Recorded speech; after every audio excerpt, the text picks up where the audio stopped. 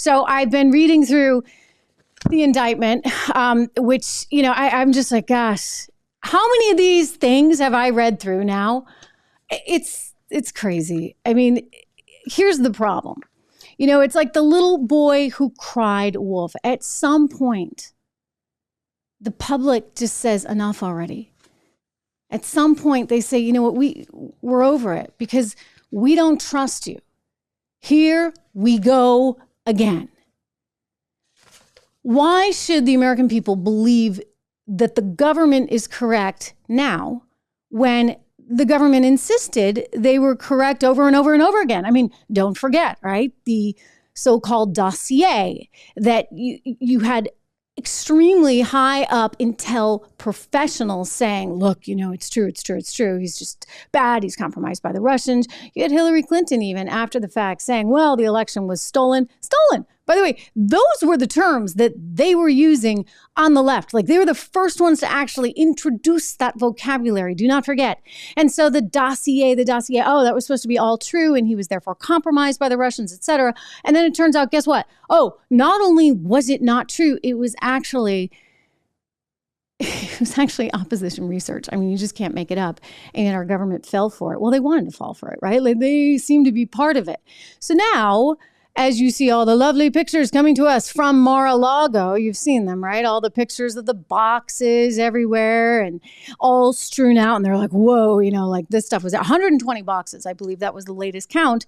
They're saying that this was really just egregious because it was like in was it in a bedroom?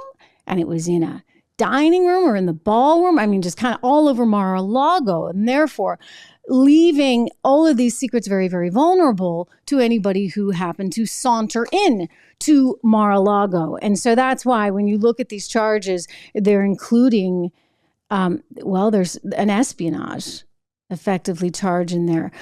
They've got concealing possession of classified documents. There's 5 counts of that, 31 counts that are related to withholding national defense information.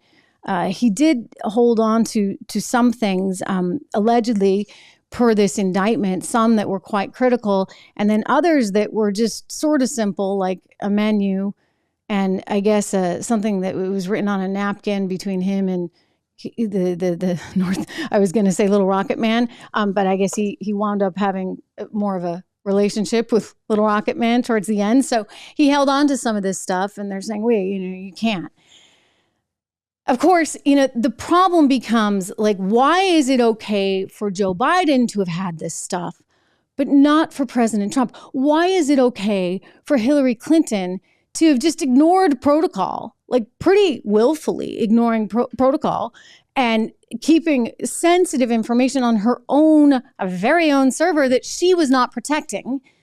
That's somehow okay. I mean, don't forget Comey. I've got Comey's statement. I pulled that here, because I think it's important to remember how he was just willing to disregard that in terms of, he didn't disregard it. It was a big deal. And she kind of blamed him for her losing the election. But, he said, look, and I'll quote, "We've conducted interviews, done technical examination in an attempt to understand how that sorting was done by her attorneys.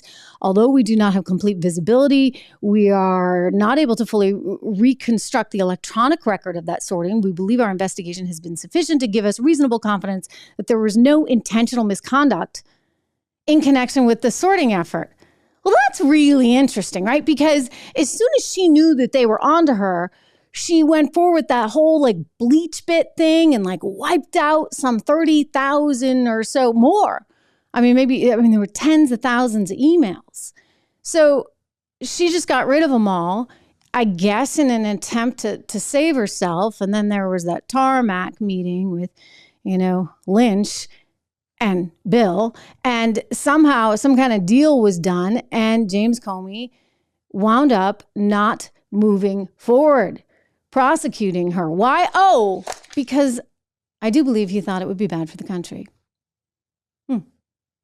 So James Comey thought it would be bad to prosecute Hillary Clinton because she was running for president of the United States. But fast forward, And here we are with Donald Trump with lots of boxes of stuff that he took out. And by the way, like he didn't like try and shred them or get rid of them or bleach bit them.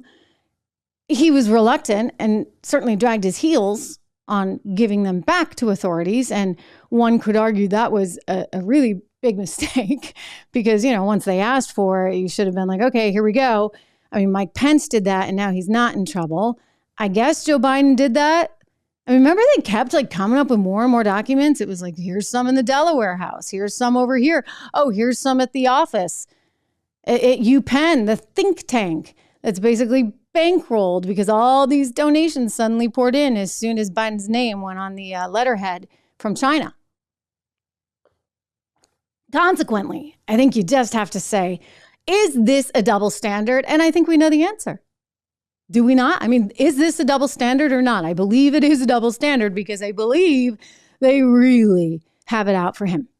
Now, I was trying to like, okay, what's the difference between this one and that? How many lawsuits are we looking at now? I mean, you got the Jean Carroll one, you got this one, you've got the Stormy Daniels one with Alvin Bragg, who nobody had ever heard of before. Now suddenly he's a hot star in New York because he's going after Trump, trying to, I guess, allege somehow that this is rising to a federal level because it was campaign finance, because he tried to solve a matter on his own. I mean, look, none of it's great, right? Like, you know, alleged matter, I should say, alleged matter on his own. None of it's great. But what's fascinating and disturbing is that they just keep going back and they keep doing this. And you have to say to yourself, well, why? What is it about him right now? Why is it so bad? And I would just say this. I know, like, look, he's not necessarily everybody's cup of tea. I get it, right? Like, and he is very forthcoming in how he speaks and often probably says too much. And so he annoys a lot of people, but a lot of people love him as well. And so that's what you call in the business very polarizing. He's a polarizing candidate. So why do they keep going after him? Is it because they're afraid? I mean, they're afraid. I mean, you look at the polls, all the polls suggest that he will, in fact, be the nominee. It's almost like, I wonder, did you see Chris Christie? He's getting into the race now. I wonder if some of these candidates that are in there, because you have to kind of know, right? Like this, I mean, he's kind of got it locked up, unless you're thinking the government's going to go after him so hard that he really won't be able to run. I mean, I don't think it'll stop him. I think he's like all systems go and, you know, he's fixated on it and he's determined and he's going to continue to run, which means this little movement right here probably helps secure him the nomination.